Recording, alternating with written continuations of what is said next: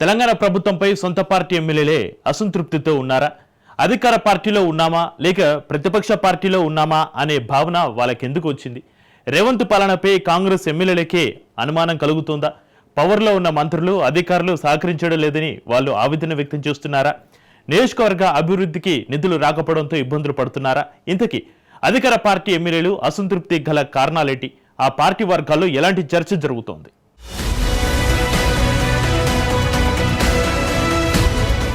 అనుకున్నదొకటి ఆయనది మరొకటి అనే విధంగా కాంగ్రెస్ ఎమ్మెల్యేల పరిస్థితి నెలకొందట. ఎన్నికల ప్రచారంలో నియోజకవర్గాల్లో పేరుకుపోయిన సమస్యలను పరిష్కరిస్తాం, ఎప్పుడు చేయని అభివృద్ధిని చేసి చూపిస్తామని నియోజకవర్గాల్లో హామీలిచ్చి ప్రజలకు భరోసాను కల్పించి గెలిచాం. తీరా పార్టీ అధికారంలోకి వచ్చింది. ఇక నియోజకవర్గంలో ఇచ్చిన హామీ ప్రకారం పనులు త్వరితగతిన చేయించుకోవచ్చు అని అనుకున్నాం. కానీ ప్రస్తుత పరిస్థితి అందుకు భిన్నంగా ఉందని సొంత పార్టీ ఎమ్మెల్యేలు ఆవేదన వ్యక్తం చేస్తున్నారట. నియోజకవర్గాల అభివృద్ధి అటుంచి కనీసం నియోజకవర్గ అభివృద్ధి నిధులను కూడా ఇవ్వడం లేదని ఆవేదన చెందుతున్నారట. ఎన్నికల సమయంలో ఊరూరా తిరిగాం, గెలిపించండి, కాంగ్రెస్ అధికారంలోకి వస్తుంది, సమస్యల్ని పరిష్కరిస్తామని ప్రజలకు హామీలిచ్చాం, గ్రామాల్లో ఉన్న నేతలకు భరోసాను కల్పించాం, ప్రభుత్వం నుండి నిధులు రాక ఎలాంటి అభివృద్ధి కార్యక్రమాలు చేయడం లేదని అసహనం వ్యక్తం చేస్తున్నారట కొందరు ఎమ్మెల్యేలు ఓపెన్ గానే మాట్లాడుతున్నారు. అధికారంలోకి వచ్చాం, అటు అధికారులు మాట వినడం లేదు, ఇటు ప్రభుత్వం నుండి నిధులు రావడం లేదు, ప్రజలకు ఏం చెప్పుకోవాలో అర్థం అవడం లేదని ప్రభుత్వం పైన విమర్శలు చేస్తూనే ఉన్నారు. మరికొంతమంది ఎమ్మెల్యేలు బయటకు మాట్లాడకపోయినా సన్నిహితుల వద్ద, ముఖ్యమైన కార్యకర్తల వద్ద తమ ఆవేదనను వెలిబుచ్చుకుంటున్నారట. మరికొంతమంది ఎమ్మెల్యేలు ప్రస్తుత పరిస్థితుల్ని గమనిస్తూ సైలెంట్ గానే ఉంటూ ప్రభుత్వం పైన అసంతృప్తితో ఉన్నట్టు సమాచారం.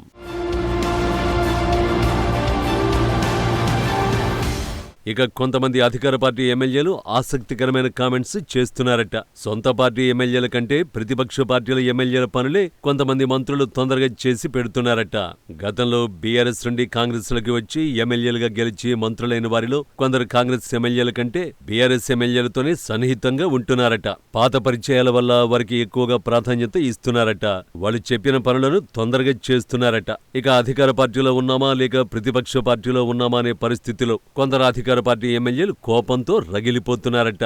కొందరు ఎమ్మెల్యేలు ఇప్పటికే పిసిసి అధ్యక్షుడికి కూడా ఫిర్యాదు చేశారని సమాచారం.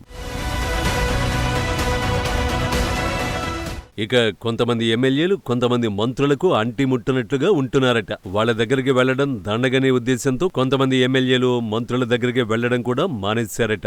ముఖ్యమంత్రి రేవంత్ రెడ్డి కూడా మంత్రుల నియోజకవర్గాలకు ఇచ్చిన ప్రాధాన్యత ఎమ్మెల్యేల నియోజకవర్గాలకు ఇవ్వడం లేదని ఆవేదన వ్యక్తం చేస్తున్నారట. ఉమ్మడి జిల్లాల్లో మంత్రుల నియోజకవర్గాలు అభివృద్ధి చెందిన విధంగా ఎమ్మెల్యేల నియోజకవర్గాలు అభివృద్ధి చెందడం లేదని మదన పడుతున్నారట.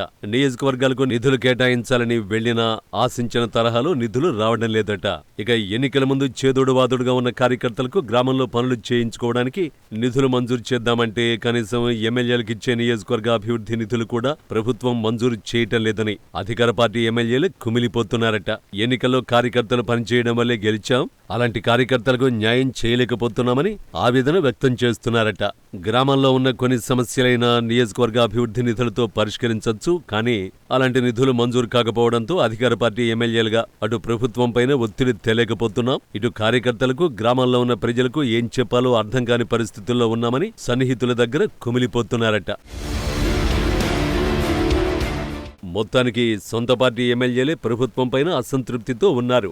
అధికారంలోకి వచ్చాం, ఆశించిన విధంగా అభివృద్ధి చేసుకోలేకపోతున్నామని గుర్రు మీదున్న ఎమ్మెల్యేలను ప్రభుత్వం ఏ రకంగా బుజ్జగిస్తుందో, ఎలా దారికి తెచ్చుకుంటుందో వేచి చూడాల్సిందే.